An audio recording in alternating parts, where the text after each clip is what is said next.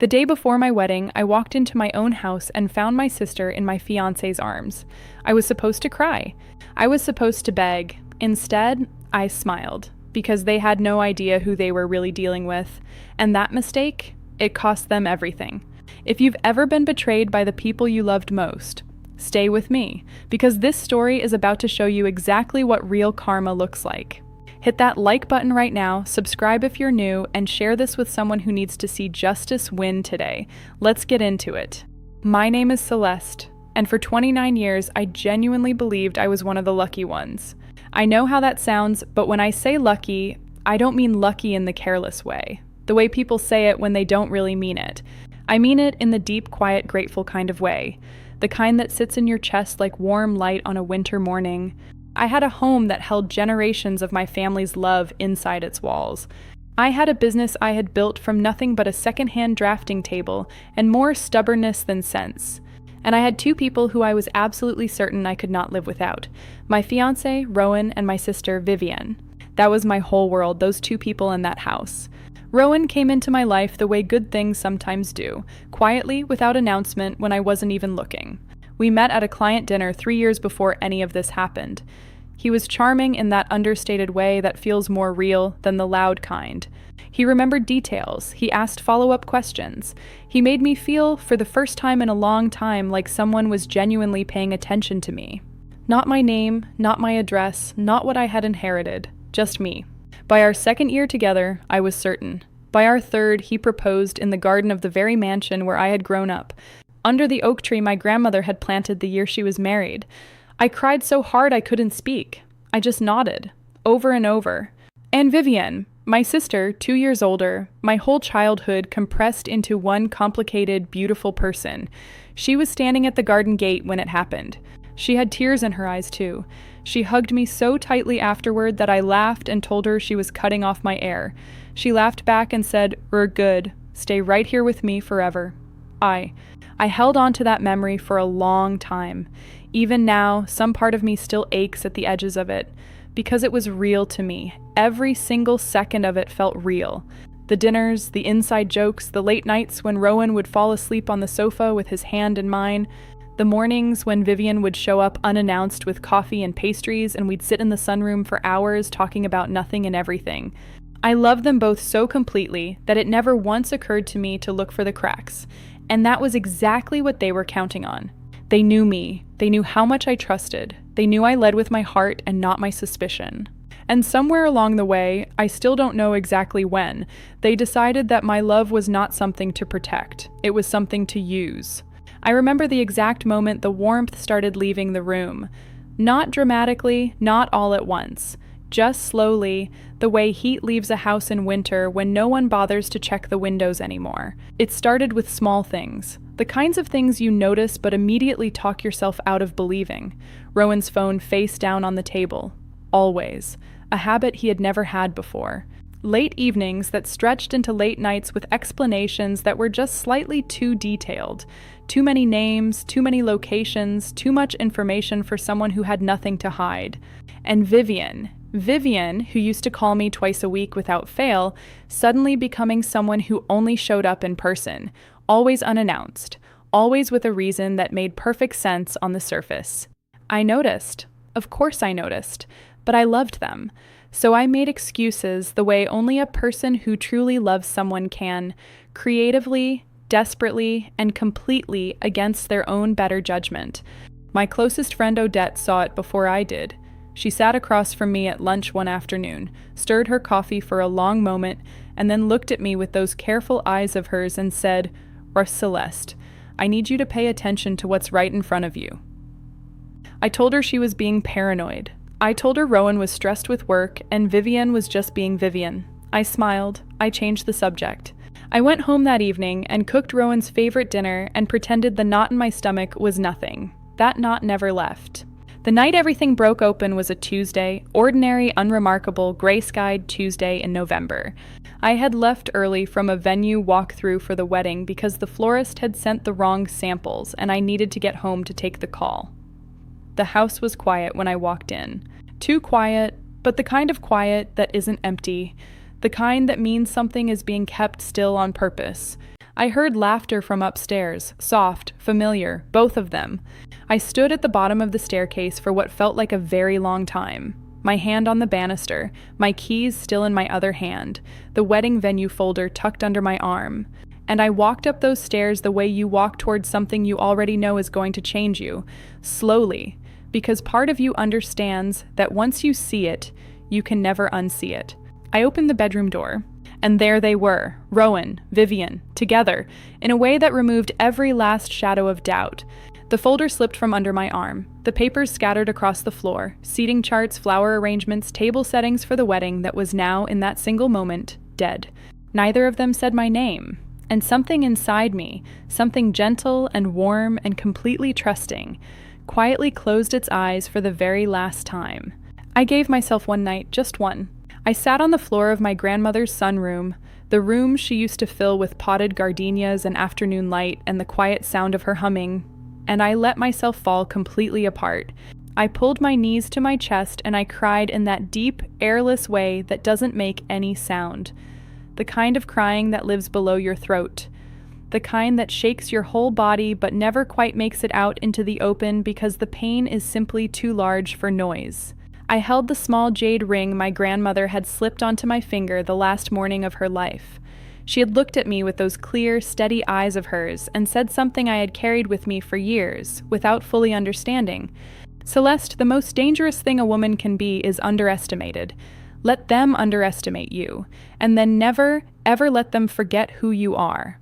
That night, on that floor, I finally understood what she meant, because here is what Rowan never learned about me. Here is what Vivienne, in all her closeness and cunning, somehow completely missed. My grandmother had not simply left me a beautiful house and a fond memory.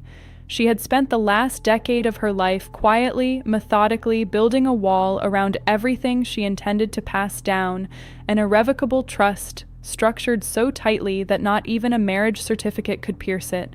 The mansion, the grounds, the adjacent properties, every single brick and blade of grass, sat inside a legal structure that no one could touch without my explicit, witnessed, documented consent.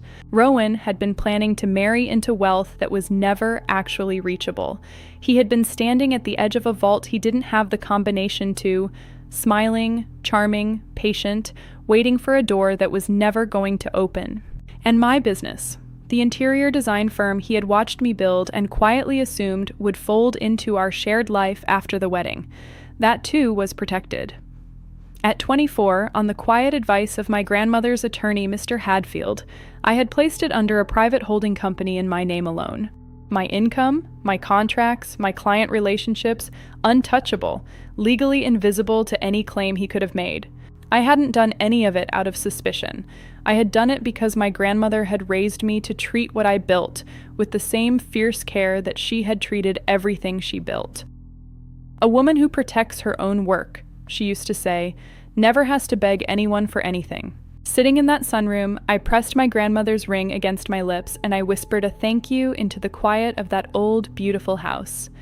Then I stood up, smoothed my clothes, walked to the kitchen, made myself tea, and I picked up the phone and called Mr. Hadfield. The heiress was done grieving. It was time to go to work. There is something uniquely painful about having to pretend, about looking at the two people who shattered you and smiling like your chest isn't hollow, like your hands aren't shaking underneath the table, like every word they speak to you isn't a reminder of exactly how foolish you once were. For 2 weeks, I performed the role of a woman in denial, confused, wounded, teetering on the edge of forgiveness. I let Rowan believe his careful words were reaching me. I let Vivienne believe her sudden warmth was working. I watched them relax, watched the tension leave their shoulders, and I understood then, with absolute clarity, that truly dangerous people always reveal themselves the moment they think they've won. Rowan grew confident. He started talking about fresh starts and building something together.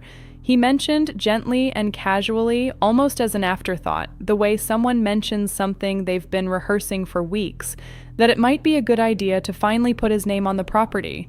For security, he said. For us, he said. I nodded slowly. I told him that made sense. I told Mr. Hadfield the same evening. The meeting was set for a Thursday afternoon. The formal dining room of the mansion, the room with the tall windows and the long mahogany table that had hosted 4 generations of... Rowan arrived first, dressed in a suit that told me he had already begun celebrating. Vivienne appeared 20 minutes later, claiming she had simply stopped by. But her eyes went immediately to the documents on the table, and I saw the hunger in them, quick and unguarded, before she smoothed her expression back into something casual. Mr. Hadfield sat at the far end of the table. Beside him sat a second figure Rowan had never met, a fraud investigation attorney named Mr. Brentwood, who had spent the past 2 weeks documenting every financial maneuver Rowan had made throughout our relationship, every quiet attempt to access accounts, every forged informal agreement, every email between him and Vivienne laying out their plan in their own words. Their own words. That was what broke them completely. Rowan reached across the table for the document folder with steady hands and absolute certainty. I let him open it. I watched his eyes move across the first page. I watched the steadiness leave his hands. I slid the folder back toward myself quietly. Wrong documents, Rowan. What he had actually opened was a cease and desist, a formal fraud notice, and a fully executed eviction order from every inch of property connected to my family trust. The color left his face so completely that for one moment he looked like a stranger. Vivienne started to speak. I turned to her, not with anger, not with tears, but with the kind of calm that only comes from knowing you hold every single card. And I said, "You were never on anything, Vivienne. Not one document, not one deed. You gambled everything on a plan built on a foundation that never existed, and you forgot to check." The room went absolutely silent. And in that silence, heavy, irreversible, and entirely of their own making, I finally felt the hollow in my chest begin, slowly and quietly, to fill back up. 6 months later, I stood on the balcony of my grandmother's mansion, my mansion, and watched the sun set behind the oak tree in the garden, the same oak tree where Rowan had proposed. The same garden where I had cried happy tears and believed, with every fragile and faithful piece of my heart, that I was standing at the beginning of my most beautiful chapter. I stood there for a long time, just breathing. The garden looked exactly the same. The oak tree didn't know what had happened beneath its branches. The roses along the stone wall had bloomed again, indifferent and lovely, the way nature always is, completely unbothered by the small devastations of human hearts. And somehow, standing there watching them, I didn't feel the sharp sting I expected. I felt something quieter, something that took me a long time to find the right word for. I felt like myself again. Not the version of myself that had been slowly, imperceptibly shrinking to fit inside someone else's plan. Not the woman who had been so busy loving people that she forgot to pay attention. The original version. The one my grandmother had raised with steady hands and an uncompromising belief that a woman who knows her own worth is completely unconquerable. Odette was inside, laughing loudly at something on her laptop. She had accepted the creative director position at my firm 3 months earlier, and the business had grown more in those 3 months than in the entire previous year. We had taken on 7 new clients. We had been featured in 2 design publications. We were building something real, something ours, something that belonged to no one but the people who had actually earned it. Rowan had gone back to his hometown. I heard through mutual connections that he had moved in with a relative and was figuring things out. I felt nothing when I heard that. Not satisfaction, not sadness. Just the clean, neutral quiet of someone who has fully released something that was never truly theirs to carry. Vivienne sent a message 4 months after the reckoning. A long one. Pages, almost. Full of explanations and regrets and the particular kind of sorrow that arrives only after consequences. I read every word. I sat with it for a whole evening. I thought about the girl she used to be, my big sister, the one who held my hand at our grandmother's funeral and didn't let go for hours. I thought about all the versions of her I had loved before this one. And then I set the phone down, and I didn't reply. Not out of cruelty, not out of bitterness, but because some doors, once they are broken from the inside, simply cannot be rehung. Forgiveness lives in my heart, quietly, privately, for my own peace and no one else's. But trust, once it is gone completely, does not grow back. I had learned that the hard way, and I intended to remember it. My grandmother's jade ring sat on my right hand now, moved there deliberately, on the morning after the reckoning, as a reminder, not of the pain, but of the woman who had prepared me for it, who had loved me carefully and wisely enough to make sure that when the storm came, I was already standing on solid ground. I pressed my fingers against the cool stone railing of that balcony, and I looked out over everything that was mine, truly, legally, completely, unconditionally mine. And I whispered into the evening air, "The way you speak to people who are gone but never really absent, I kept it, Grandma, I kept all of it." The oak tree stood perfectly still in the fading light, and somewhere deep in the walls of that old, beautiful, unshakable house, I could have sworn I felt her smile back. And that right there is what real karma looks like. Not the loud kind, not the messy, vengeful, burn everything down kind that leaves you just as broken as the people who hurt you. The quiet kind, the kind that asks you to hold yourself together when every part of you wants to fall apart. The kind that rewards you not for how loudly you fought back, but for how deeply you knew yourself when it mattered most. Celeste didn't win because she was lucky. She didn't win because the universe decided to be kind to her on a particular Thursday afternoon in a dining room full of mahogany and consequences.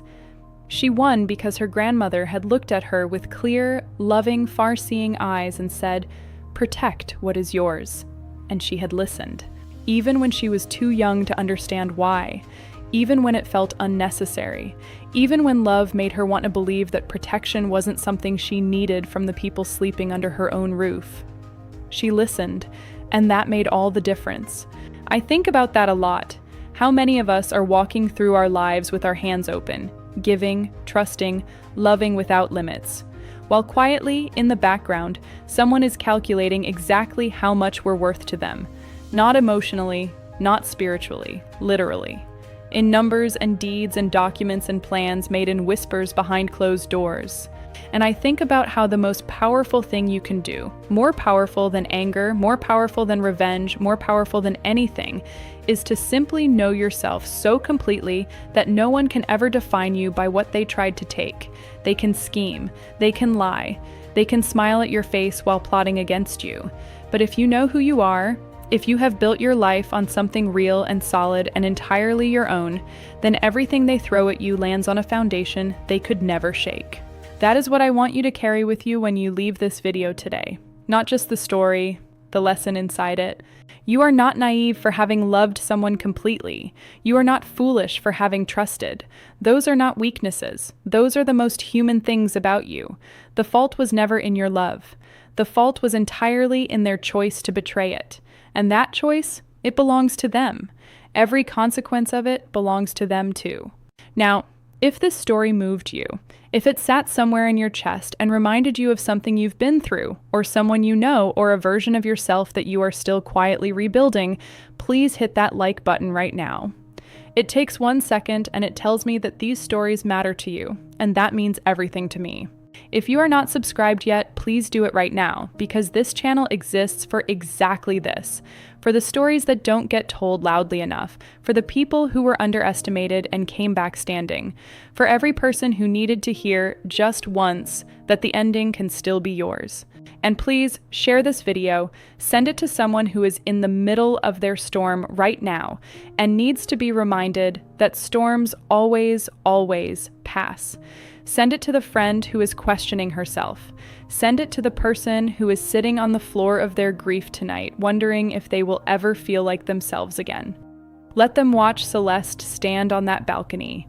Let them see what is waiting on the other side of the hardest chapter of their life. Drop a comment below and tell me, what part of this story hit you the hardest? Was it the betrayal? The moment Celeste stood up from that sunroom floor? Or the silence in that dining room when karma finally walked through the door? I read every single comment, every one, and I will see you in the next story. Because the best ones, the ones that make you feel everything, are always still coming. Take care of yourself. Protect what is yours. And never, ever let anyone make you forget who you are.